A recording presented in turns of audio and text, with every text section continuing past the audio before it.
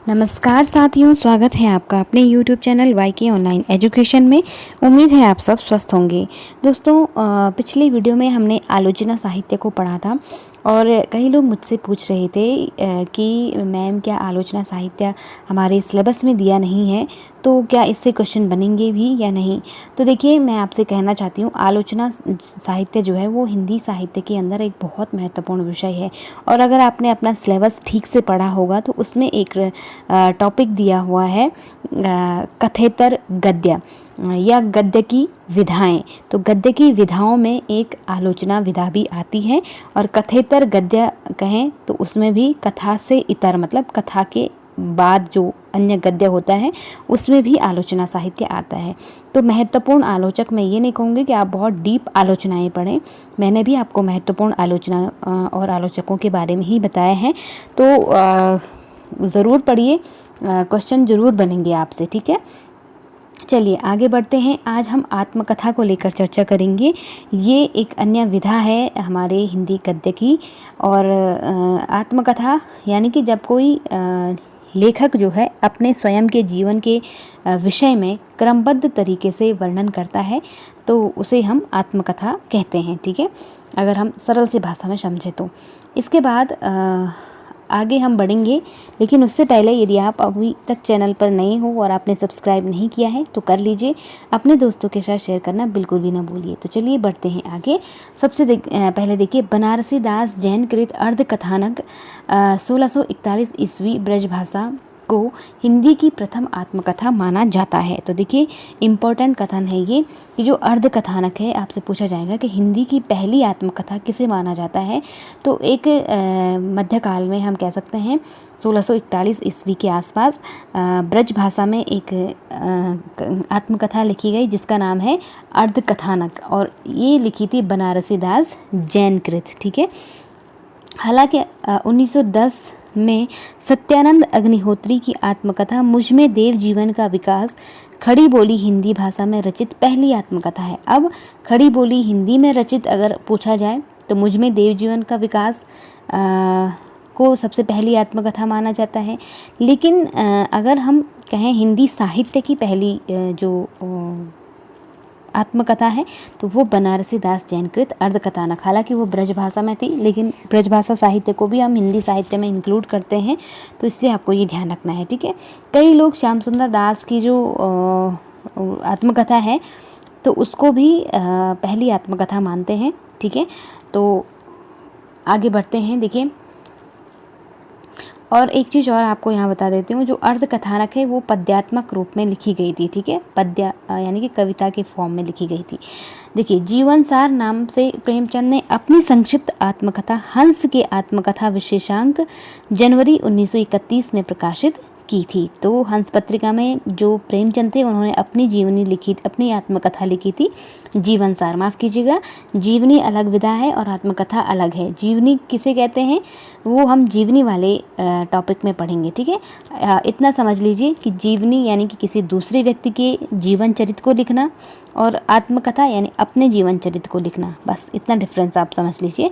इसके बाद देखिए, इसी अंक में आत्मकथ्य नाम से जयशंकर प्रसाद की कविता प्रकाशित हुई थी। तो ये इम्पोर्टेंट है, इस कविता को आप ध्यान रखें क्योंकि ये एनसीईआरटी के सिलेबस में भी है क्लास 10th में, तो आपको ध्यान रखना है, ठीक है।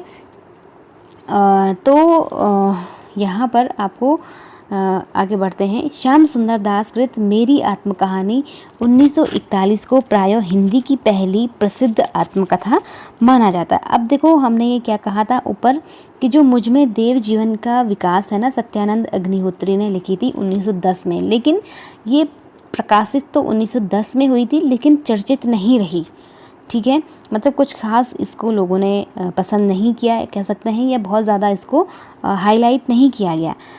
लेकिन जो आत्मकथा हिंदी की सबसे ज़्यादा चर्चित रही वो है मेरी आत्मकहानी श्याम सुंदर दास कृत। इसलिए अधिकांश जो विद्वान हैं, हालांकि इसका प्रकाशन काफ़ी देर बाद हुआ था, 1910 से 1941 में इसका प्रकाशन हुआ था, तो लेकिन ये इतनी प्रसिद्ध हुई कि लेखकों ने इसको ही पहली आत्मकथा माना। तो कई विद्वानों ने फिर इसको कहा कि ये हिंदी की पहली प्रसिद्ध आत्मकथा है, ठीक है।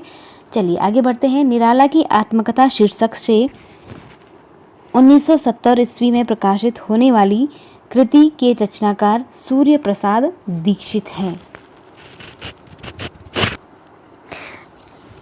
इसके बाद आगे बढ़ते हैं। गर्दिश के दिन नामक शीर्षक से हिंदी एवं बाकी माफ़ कीजिएगा, हाँ, गर्दिश के दिन नामक शीर्षक से हिंदी एवं बाकी भारतीय भाषाओं के 12 लेखकों की आत्मकथाओं का संपादन 1980 में कमलेश्वर ने किया था। तो ये आपको ध्यान रखना है, कमलेश्वर ने गर्दिश के दिन जो है इसका संपादन किया था 1980 में, लेकिन ये 12 लेखकों की आत्मकथा है। ठीक है। राजकमल चौधरी ने अपनी आत्मकथा भैरवी तंत्र नाम से लिखी थी। 1984 में विष्णुचंद्र शर्मा ने मुक्तिबोध की आत्मकथा लिखी थी। रामदर्श मिश्र की आत्मकथा 4 भागों में है, जहां मैं खड़ा हूँ, रोशनी की पगडंडियाँ, टूटते बनते दिन और उत्तर पथ। 1991 में समय है सहचर नाम से एक संकलन में ये प्रकाशित हुई थी। इसके बाद देखिए 1950 से पहले की प्रमुख आत्मकथाओं की अगर हम बात करें तो यहाँ आपको लेखकों के नाम दिखेंगे और इधर आप आत्मकथा या उनके प्रकाशन वर्ष को पढ़ेंगे। तो जो भी मैं आपको बताऊंगी इम्पोर्टेंट, उन्हें आप ज़रूर याद रखें। ठीक है। सत्यानंद अग्निहोत्री की है मुझमें देव जीवन का विकास 1910 में। स्वामी दयानंद जीवन चरित्र। रामविलास शुक्ल की है मैं क्रांतिकारी कैसे बना 1933 में। डॉक्टर श्याम सुंदर दास की है मेरी आत्मकहानी इम्पोर्टेंट है। बाबू गुलाब राय का है मेरी असफलताएं 1941। राहुल सांकृत्यायन का है मेरी जीवन यात्रा 1946। हरिभाऊ उपाध्याय साधना के पथ पर 1946। डॉक्टर राजेंद्र प्रसाद आत्मकथा 1947। वियोगी हरि मेरा जीवन प्रवाह। तो अभी तक की जितनी मैंने बताई ये सारी इंपॉर्टेंट है, इनको आप कंठस्थ कर लीजिएगा, है ना। इसके बाद आगे बढ़ते हैं। देखिए सन 1950 के बाद की प्रमुख आत्मकथाएं। तो देखिए 1950 के बाद जो प्रमुख आत्मकथाएं हैं उनमें हम देखते हैं यशपाल की जो आत्मकथा है सिंहावलोकन के नाम से, और 3 भागों में ये प्रकाशित हुई थी। तो बहुत महत्वपूर्ण है, आपको तीनों भागों को सन सहित याद रखना है। तो 51, 52, 55 आपको सिंपली याद रखना है।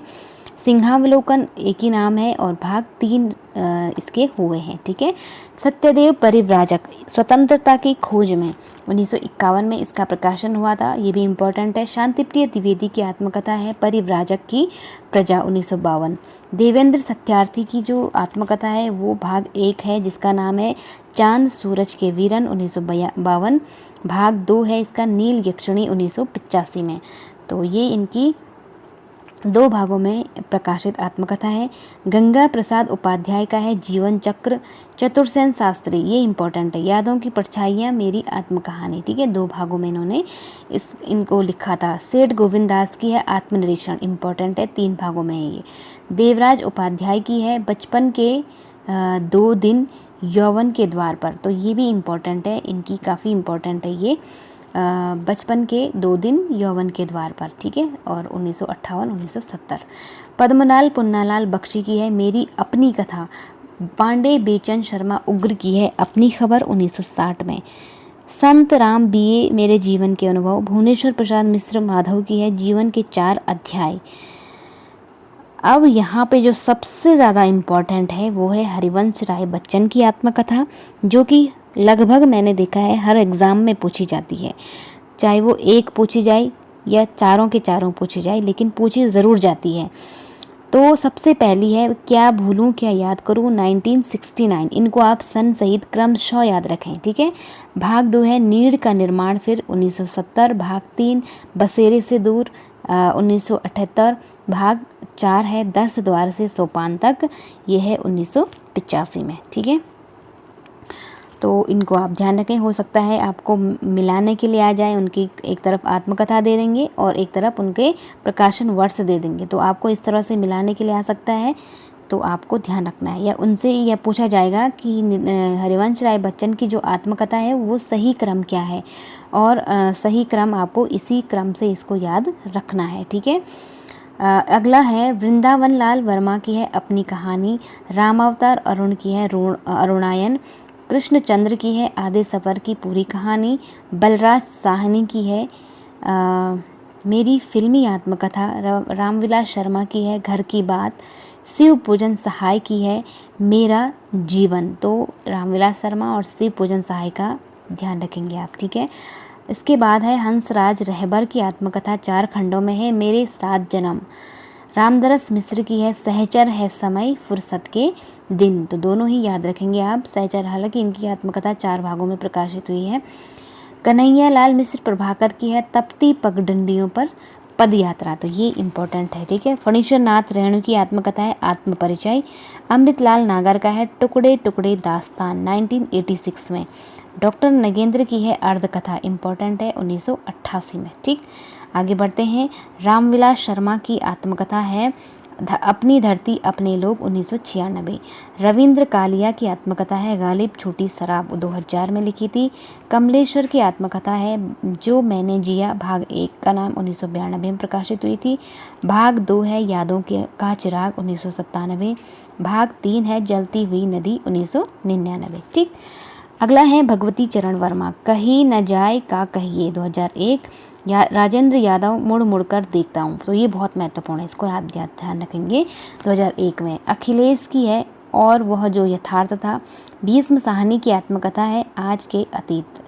अशोक वाजपेयी की है पाव भर जीरे में ब्रह्मभोज। तो इसको आप बहुत कंठस्थ याद रखेंगे क्योंकि ये एक बार पूछी भी गई थी कि पाव भर जीरे में ब्रह्मभोज किसकी आत्मकथा है।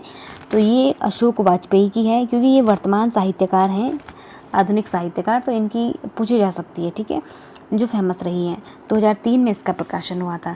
स्वदेश दीपक की आत्मकथा है मैंने मांडू नहीं देखा 2003। रविंद्रनाथ त्यागी की है बसंत से पतझड़ तक। आगे बढ़ेंगे। विष्णु प्रभाकर की आत्मकथा 3 भागों में प्रकाशित है जिसमें है सबसे पहला पंखहीन 2004 में। भाग 2 है मुक्त गगन में 2004। भाग 3 है पंछी उड़ गया। तो देखिए पंखहीन कौन रहता है, पंख किसके होते हैं, पंछी के होते हैं। मुक्त गगन में भी कौन उड़ता है, पंछी उड़ता है। तो पंछी उड़ गया आपको इसी तरह से, अब प्रकाशन तो सबका 4 में ही हुआ है तो आप इसको कैसे भी याद रख सकते हैं, ठीक है। तो पंखहीन मुक्त गगन में पंछी उड़ गया, इस तरह से याद रखेंगे विष्णु प्रभाकर की। और विष्णु भगवान विष्णु का जो वाहन था वो भी एक पंछी था, यानी गरुड़ था, गरुड़। तो आप ध्यान रख सकते हैं कि इनके नाम को अगर आप ध्यान रखना चाहेंगे, ठीक है। तो विष्णु भगवान जिनका पंछी क्या है, वाहन है, और पंखहीन मुक्त गगन में उड़ गया। तो इस तरह से आप ध्यान रख सकते हैं, ये ट्रिक है याद रखने की, ठीक है। कन्हैया लाल नंदन की है एक अंतहीन तलाश कहाँ कहाँ से गुजरा। डॉक्टर देवेश ठाकुर का है यूं ही जिया। कृष्ण बलदेव वेद की है शम हर रंग में। नंद चतुर्वेदी की है अतीत राग। जाबिर हुसैन की है रेत पर खेमा। सुमित्रा नंदन पंत की महत्वपूर्ण आत्मकथा है 60 वर्ष एक रेखांकन। मिथिलेश्वर का है कहाँ तक कहें युगों की बात। स्वयं प्रकाश का है धूप में नंगे पांव 2019 में प्रकाशित हुई थी ये, ठीक है। तो इसको भी आप ध्यान रखेंगे। हिंदी की प्रमुख स्त्री आत्मकथा लेखिकाएँ, तो इसको आप थोड़ा सा, मैं इनको यहाँ से आपको सारी याद नहीं रखनी है, जो महत्वपूर्ण है मैं वही आपको बताऊंगी, ठीक है। हाईलाइट मैंने की हुई है तो उन्हें आप विशेष रूप से ध्यान रखेंगे। देखिए कुसुम अंसल की आत्मकथा है जो कहा नहीं गया। ये वर्तमान में जो लेखिकाएँ सक्रिय रूप से लेखन कार्य कर रही हैं ना, ये उनकी आत्मकथाएँ हैं। कृष्णा अग्निहोत्री की आत्मकथा है लगता नहीं दिल मेरा 1997। पद्मा सचदेव की है बूंद बावड़ी। शीला झुंझुनवाला की है कुछ कही कुछ अनकही। मैत्रेयी पुष्पा की है कस्तूरी कुंडल बसे और गुड़िया भीतर गुड़िया। तो दोनों बहुत महत्वपूर्ण हैं, इनको आप ध्यान रखेंगे। इनकी जो मैत्रेयी पुष्पा है ना, उनकी जो आत्मकथा है वो 2 भागों में प्रकाशित हुई थी, कस्तूरी कुंडल बसे और गुड़िया भीतर गुड़िया।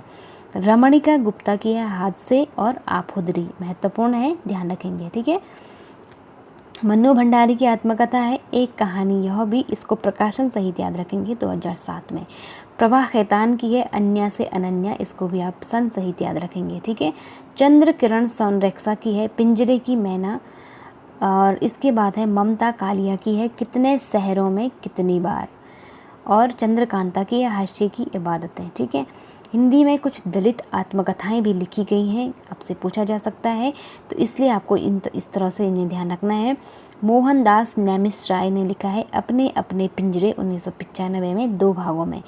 ओम प्रकाश वाल्मीकि की आत्मकथा है जूठन, इसको तो आप ऐसे याद रखें बिल्कुल कंठस्थ, एकदम बहुत महत्वपूर्ण है। कौशल्या वैसंत्री की है दोहरा दोहरा अभिशाप। माता प्रसाद का है झोपड़ी से राजभवन, इम्पोर्टेंट है, ठीक है, इसको याद रखेंगे, झोपड़ी से राजभवन।